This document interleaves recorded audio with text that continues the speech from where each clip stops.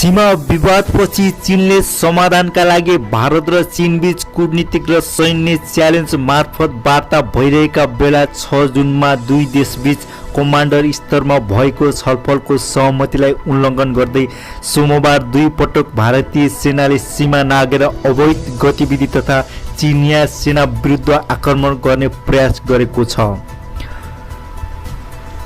यसले द्विपक्षीय द्वन्द्व निम्ताएको छ। चीनिया विदेश मन्त्रीका प्रवक्ता झाओ लिझाङले मङ्गलबार नियमित पत्रकार भेटका क्रममा भनेका छन् चीनले यस विषयमा कडा विरोध जनाएको छ र सहमति अनुसार आफ्ना फ्रन्टलाइनका सेनालाई पछाडि हटाउन माग गरेको छ। सीमा ननाक्न र सीमाको अवस्थालाई कठिन बनाउने गरी कुनै पनि एकपक्षीय कदम नचाल्ने भनेको छ।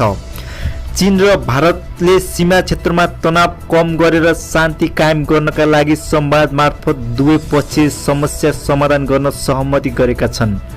झाले भने भारत र चीन बीच पछिल्लो 41 दिनदेखि सीमा क्षेत्रमा विवाद चर्किएको छ। 5 मईमा पहिलो पटक भारत र चीनका झन्डै 200 सैनिक पूर्व लद्दाखको पैङ्गोन झिलमा आम्ने सामने भएका थिए। रातभर टकरावको स्थिति बनेपछि भोलिपल्ट दुवै सैन्य बीच ढुङ्गा हानहान भयो, तर दुवै तर्फका अफिसरहरूले वार्ता मार्फत शान्तिपूर्ण अवस्था सिर्जना गरे। भारतीय सञ्चार माध्यम द हिन्दूका अनुसार 9 मेमा उत्तरी सिक्किम स्थित 16,000 फिट उचाइमा रहेको नाकुला सेक्टरमा दुई देशका झन्डै 150 सैनिक आम्ने सामने भए, जहाँ एक देशका सैनिकले अर्को देशका सैनिकमाथि मुक्का हानेका थिए। यस झडपमा 10 सैनिक घाइते भए। यहाँ पनि अफिसर स्तरमा वार्ता भएपछि झडप रोकियो। यही दिन चीनले लाइन अफ इन्स्टिट्युट कन्ट्रोलमा आफ्नो हेलिकप्टर पठाएको थियो।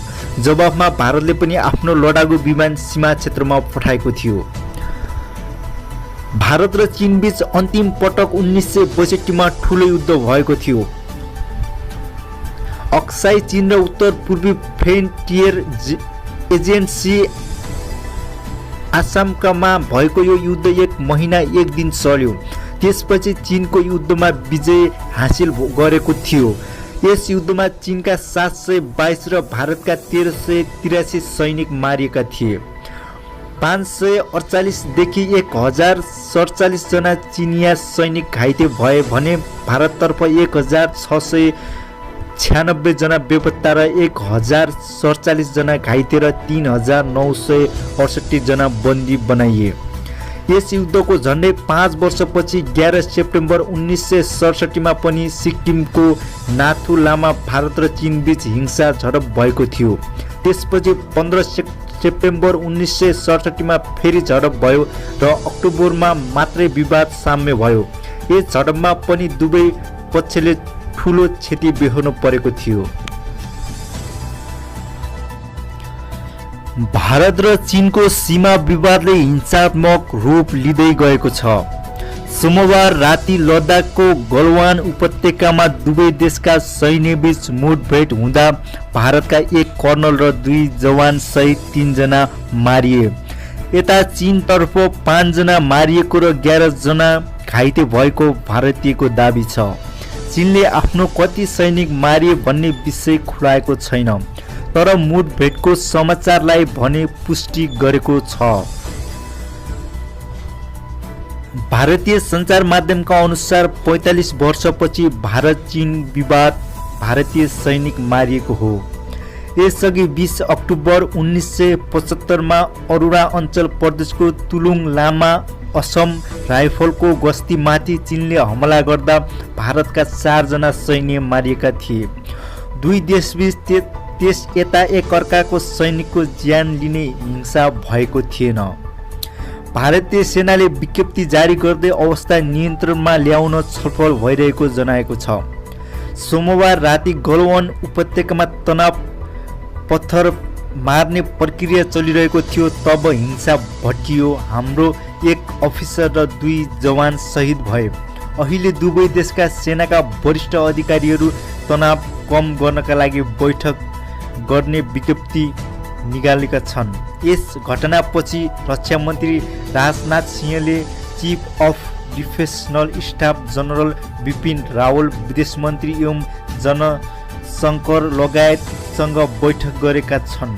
प्रधानमन्त्री नरेन्द्र मोदीसँग पनि छलफल गर्ने कार्यक्रम रहेको छ। भारत र चीनबीच सीमामा लामो समयदेखि तनाव हुँदै आएको छ, तर धेरै पछि सैनिकको मृत्यु हुने गरी सङ्घर्ष भएको हो। चीनले भारतलाई तनाव बढ्ने गरी कुनै काम नगर्न आह्वान गरेको सञ्चार संस्था रोयसले जनाएको छ। भारत र चीनबीच सन् 1962 मा युद्ध भएको थियो। त्यसमा भारत पराजित भएको थियो।